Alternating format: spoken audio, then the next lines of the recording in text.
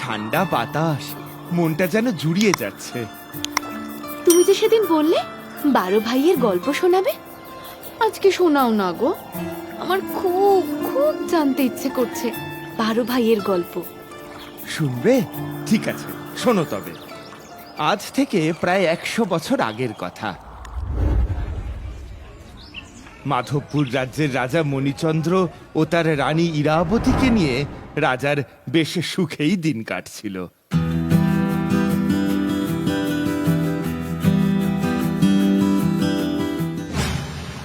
কিন্তু তাদের একটি কষ্ট ছিল, আর তা হলো তাদের কোনো কন্যা সন্তান ছিল না। তাদের মোট 12টি পুত্র সন্তান ছিল।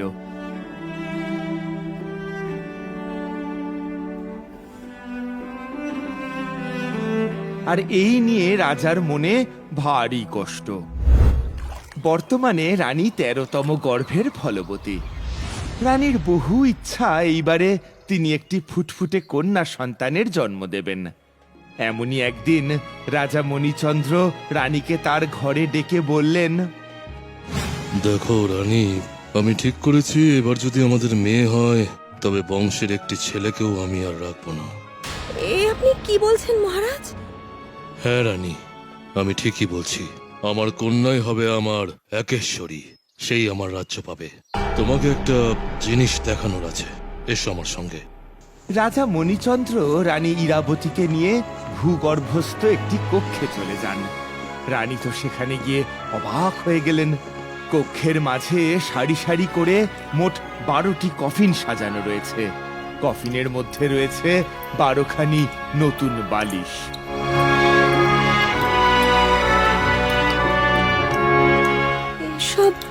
এসব কি মহারাজ? কাফিন রানী, আমাদের 12 ছেলের কাফিন আমি নিজে দাঁড়িয়ে থেকে তৈরি করেছি। এবারে মেয়ে জন্মালেই 12টি ছেলেকে কাফিনে ভরে গড় দেব আমি। নিজের স্বামীর মুখেই নিজের ছেলেদের মৃত্যুর কথা শুনে রানী মনে মনে দুঃখে ভেঙে পড়লেন, কিন্তু রাজার মুখের ওপর কিছুই বলতে পারলেন না।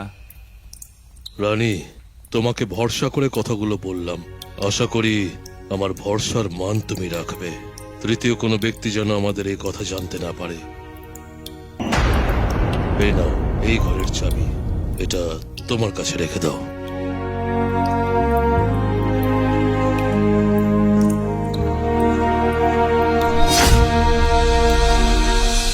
একদিকে রাজার হুকুম, অন্যদিকে সন্তান হারানোর যন্ত্রণা। বুক ফাটলেও মুখ ফুটে রানী কাউকে কিচ্ছু বলতেও পারছিলেন না। বিষণ্ণ মুখে অত্যন্ত কষ্টের সাথে রানীর প্রতিটা দিন কাটতে থাকে।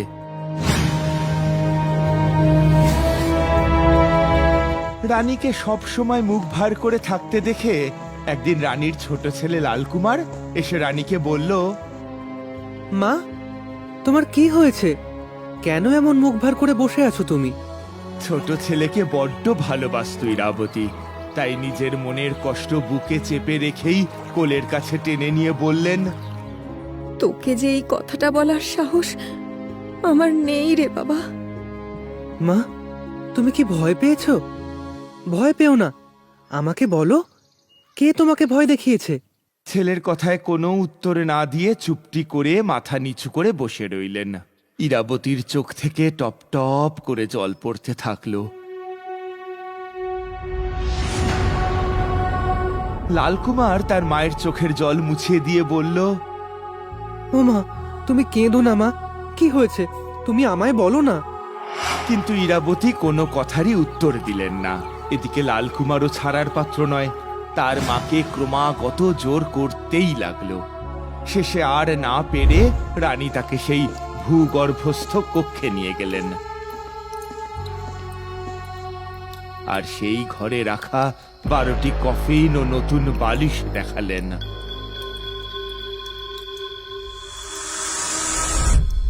মা, এসব এসব কি? বাছা, এগুলো তোমার আর তোমার 11 দাদার জন্য তোমার পিতা এই কফিনগুলো করিয়েছেন। এবারে যদি আমার কোলে কন্যা সন্তান আসে, তাহলে তোমার পিতা ঠিক করেছেন তোমাদের সবাইকে মেরে এই কফিনে ভরে গোড় দেবেন। এই বলে রানী ইরাবতী কাঁদতে লাগলেন। রানীকে সান্ত্বনা দিয়ে ছোট রাজপুত্র বলল, তুমি কেঁদো না মা, তুমি কেঁদো না। দেখো, আমরা নিজেদের ঠিক বাঁচাবো। তোমাদের পিতা যে তোমাদের হত্যা করে ফেলবেন বলেছেন। তুমি কেঁদো না মা, আমরা নিজেদের ঠিক বাঁচাবো, আর এখান থেকে অনেক দূরে চলে যাব। তাই যা বাছা, তাই যা।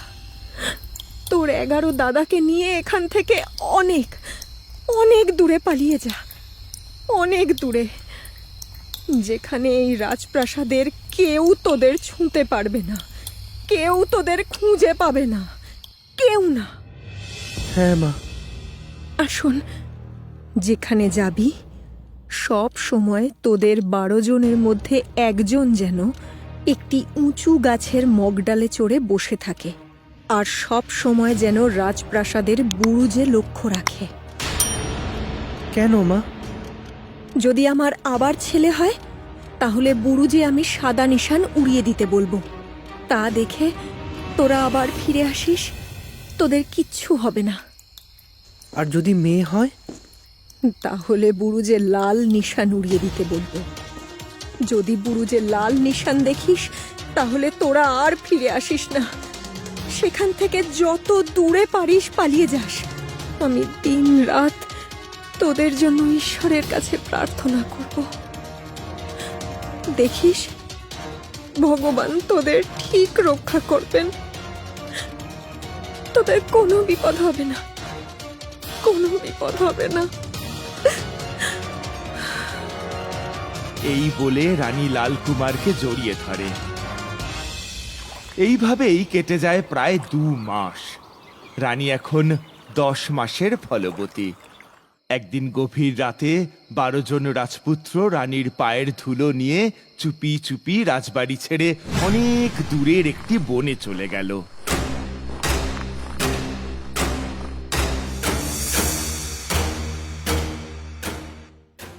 ভ্রাতারা সবাই শোনো, আগামী 12 দিন থেকে এই বনই আমাদের বাড়ি, এখানেই আমরা সবাই থাকব। আর তারপর আমাদের সাথে কি হবে আমরা কিছুই জানি না। দাদা, মা বলেছে আমরা যেন প্রতিদিন ওই বুরুজে নজর রাখি। হ্যাঁ, আমরা 12 জন ভ্রাতারা একদিন করে করে নজর রাখবো। এরপর প্রতিদিন একজন করে ভাই বনের একটা লম্বা বটগাছে চড়ে রাজপ্রাসাদের বুরুজের দিকে চোখ রেখে বসে থাকত।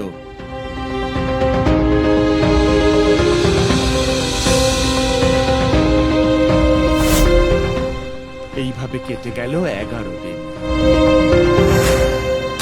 12 দিনের দিন লালকুমারের পালা এলো। লালকুমার গাছের চূড়ায় উঠতেই দেখতে পেল রাজপ্রাসাদের বুরুজে একটা নিশেন টাঙানো হচ্ছে। নিশেনের রংটা টকটকে রক্তের মতো লাল। এ কি? এ তো টকটকে লাল রঙের নিশান টাঙানো রয়েছে। মা তো বলেছিল কন্যা সন্তানের জন্ম হলে লাল রঙের নিশান টাঙানো থাকবে। তার মানে আমাদের বোন হয়েছে। কিন্তু এরপর তো পিতা আমাদের 12 ভাইকে মেরে ফেলবে। না না, এক্ষুনি আমাকে দাদাদের খবরটা দিতে হবে। এরপর লালকুমার বটগাছের মগডাল থেকে নিচে নেমে এসে তার 11 দাদাদের সব জানালো।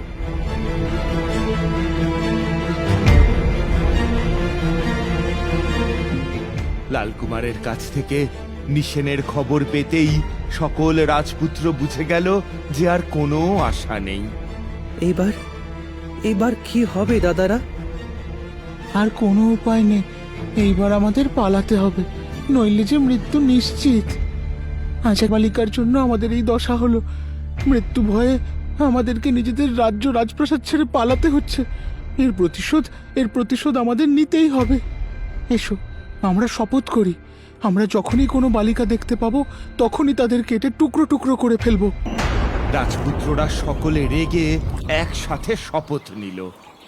এরপর তারা 12 ভাই একসাথে গভীর অরণ্যে প্রবেশ করল।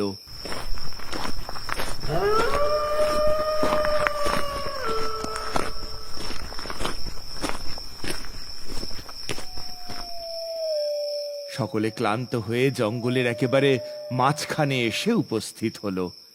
চারিদিকে ঘুটঘুটে অন্ধকার, কোথাও কোনো মানুষের চিহ্ন পর্যন্ত নেই। জঙ্গলের মাঝে হঠাৎই তারা একটা ছোট্ট কুটির দেখতে পেল। তারা সকলে সেই বাড়িতে গিয়ে আশ্রয় নিল।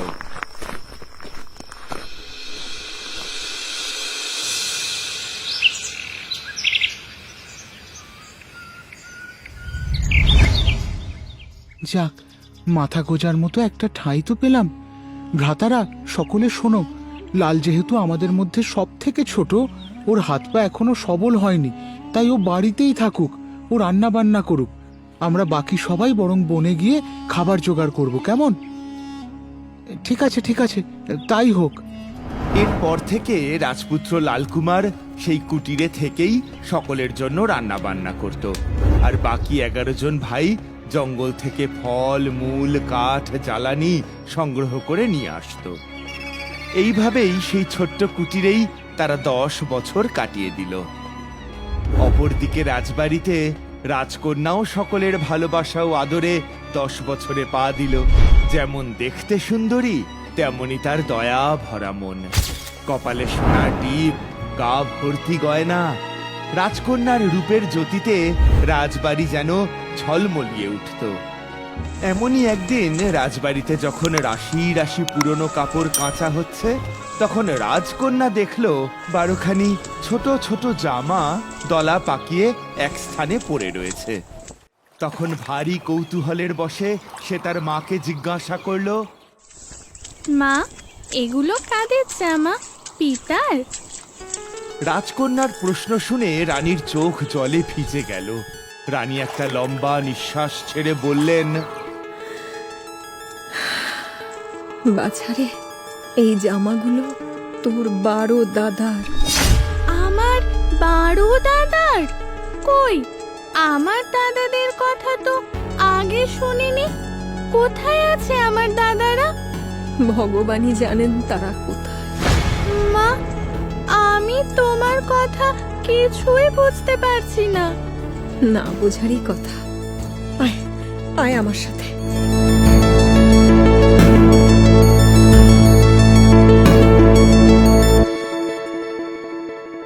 এরপর রানী ইরাবতী তার কন্যাকে সেই ভূগর্ভস্থ গোপন ঘরে নিয়ে গেলেন। ঘরের চাবি খুলে রাজকন্যাকে সেই 12টি কফিন ও 12টি বালিশ দেখালেন।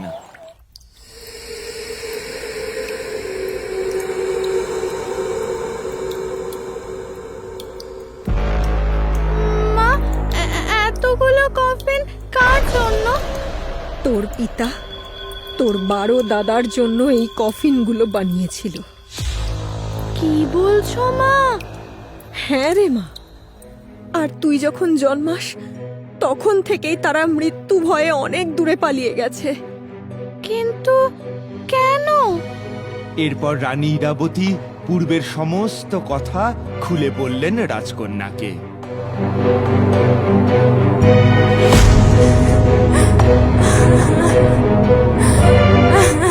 কেন না মা, কেন না, আমি যাব। আমার সব দাদাদের আমি খুঁজে নিয়ে আসব। রাজকন্যা তার 12 দাদাদের ফিরিয়ে আনার শপথ করল তার মাকে। এদিকে 12 ভাইদের রাজকন্যার ওপর প্রতিশোধের আগুন দিন দিন আরো বাড়তে থাকে। তারা ঠিক করে রাখে, যেদিনই রাজকন্যার সম্মুখীন হবে তাকে হত্যা করবে। কি হতে চলেছে এই 12 ভাইয়ের গল্পে? রাজকন্যার সাথে কি দেখা হবে 12 ভাইদের? আর দেখা হলেও তার ফল কি রাজকন্যাকে তার জীবন দিয়ে দিতে হবে? জানতে হলে অবশ্যই চোখ রাখুন আমাদের এই গল্পের পরবর্তী পর্বে।